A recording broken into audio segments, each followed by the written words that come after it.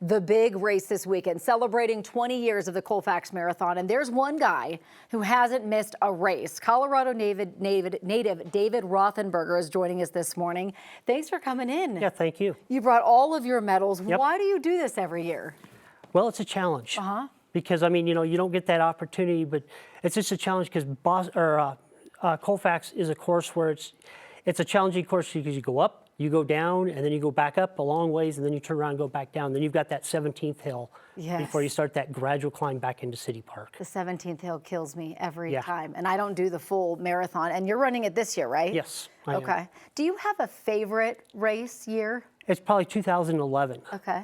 Just because that was a year it was more relaxed. It was like, as I was running with a bunch of friends, we were going through that one, and we hit, you know, I was just describing the course, so I was kind of relaxed, but we were also with a lead female runner at the time, and they were all trying to get under 3 hours because my friend had just done Boston and just went over by like 2 or 3 seconds. Oh my goodness. So we were running as a group. We had all like 13 of us right at the half marathon part. We went up to Colfax. I ended up having low energy, so I had to grab a gel, and I let those guys go, and then I ended up catching them and passing them. No way. Passing that group out. Yeah. And then we got all down to the end, and it was just one of those occurrences when we got down there. We were kind of happy with all that. Yeah. And they all got under 3 hours that year. It's so impressive. You said so many years you would do the Boston, and then 3 weeks later you do the Colfax. Yep. Clearly very talented runner. This year's a special year, the 20th year. They have a wow at every mile. Is there something specific that you're looking forward to this year, or a section of the race that's like your favorite? Just kind of going up through, up by Casa Bonita and so forth because of the neighborhoods there and how the people start coming out. I mean, in the Morris Park area where we go through the Glens, it's like they've started to actually get out in grills, and sometimes I've smelled, you know, they've got donuts or bacon. You smell that, or they're cooking their own breakfast in the neighborhood there. Don't you love the signs where it says, "Stop now and join us for margaritas," or something like that? It's like, why would you do that? Yeah, no, I don't do that at that point. No. What advice do you have for runners who maybe like are participating in their first race this weekend?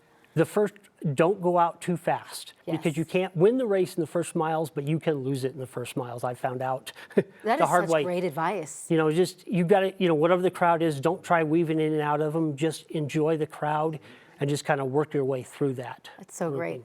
We were talking about what you eat before, so you do carb load the couple days before. Yeah, I'll start eating. Well, I've already, you know, we'll do pasta at night, just a plain spaghetti for the most part, and then.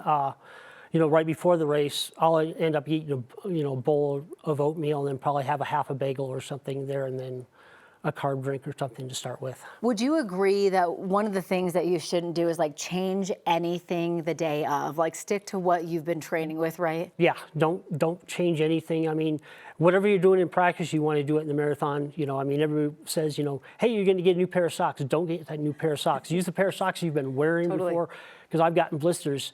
It pain in the butt when it's blistered, but it feels good once that blister pops. So. Right. Last question for you. If someone is like running the race and they're struggling, I know that you've had races. You've done how many marathons now? 47. This will be my 47th. 47th marathon. I'm sure in some of those races you get into it and you're like at mile whatever and you're like, I don't know how I can do this. I can't get through it. What is your advice at that point? Just keep moving, keep walking, and choose the next telephone pole. When you hit that telephone pole, say you're going to start to run again. Even if it's just, you know, another 30 feet, and then just choose the next obstacle. Don't look at it as a full marathon. Break it down piece by piece or mile by mile. Yeah, it's great advice. Congratulations on all of your runs. Really incredible. Again, we're talking about 30,000 runners this year, and even if you're not running, you can come out and you can enjoy all the festivities at City Park and support us along the way. Come out with the signs and, you know, cheer us on. It's so important.